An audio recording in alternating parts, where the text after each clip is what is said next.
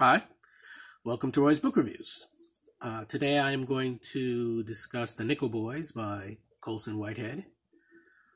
This novel won the Pulitzer Prize for fiction. It is the second novel by Colson Whitehead to win the Pulitzer Prize for fiction. Very impressive feat. Not too many writers can stake such a claim. I have read maybe every book written by Colson Whitehead to date, Pulitzer Prize winner or not.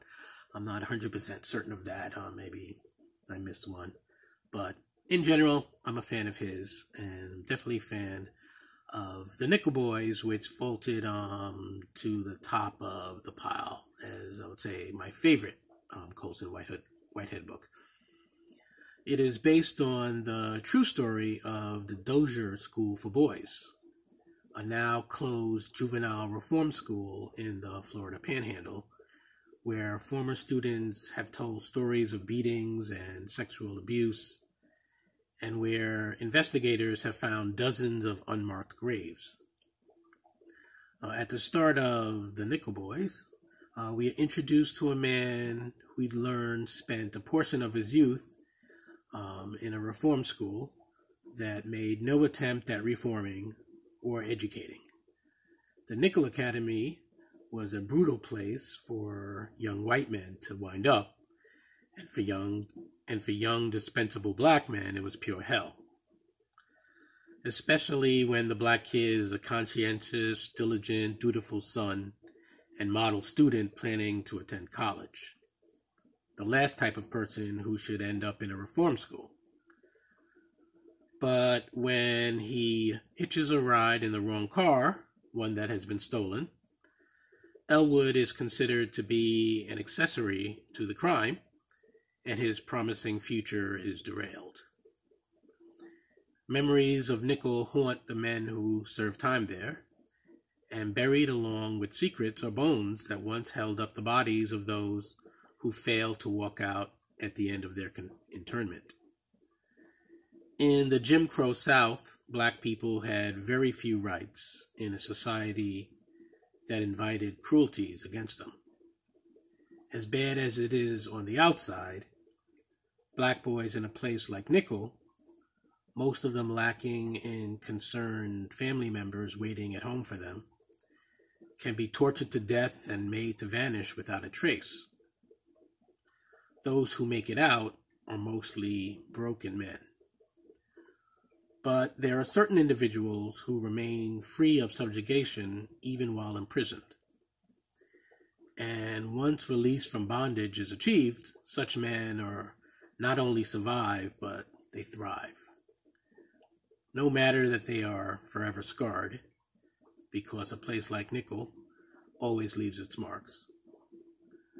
Whatever doesn't kill you can destroy mind, body, and soul in various ways, unless you are the type of person who is strong enough to lift the heaviest of burdens and rise above enslaving circumstances, and shape a life worth living when freedom is at hand. The type of person who understands, even in the midst of the grittiest of circumstances, the value of shimmering hope. Whitehead's prose is skillfully rendered in this novel, as in everything he has written. He paints a bleak landscape with his words, while telling a tale drenched in sorrows. This review will remain spoiler-free, but I would like to add that I did not see the brilliant ending coming. Cool twist that I think made it even better than that I was already feeling that it was. And the ending is one that causes you to reevaluate all that came before it. Similar themes to those found in The Nickel Boys are addressed in the novel Sleepers by Lorenzo Carcassatera, I think is how you say his last name, which was made into a movie as well. And the miniseries When They See Us, that was directed by Ava DuVernay, and it's about the real life experiences of the Central Park Five.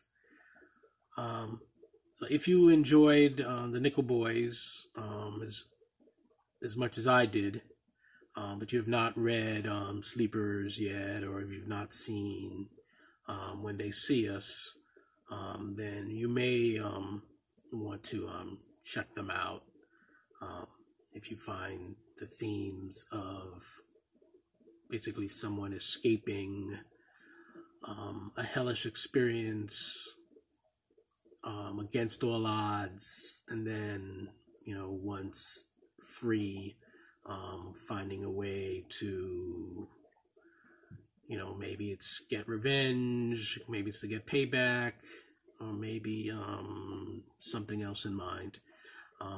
Each story has protagonists that have differing amounts of vengeful thoughts in mind, but nevertheless, they each went through hell, and if you go through hell and make it to the other side, you kind of want to give some hell back. Also, the novella, I believe it was, that inspired the movie The Shawshank Redemption is another story that comes to mind that features themes of this nature.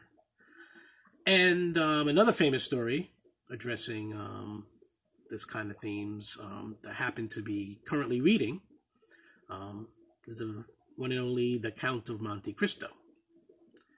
So even though similar themes are addressed in all of the stories that I just mentioned, somehow they're all quite different from each other.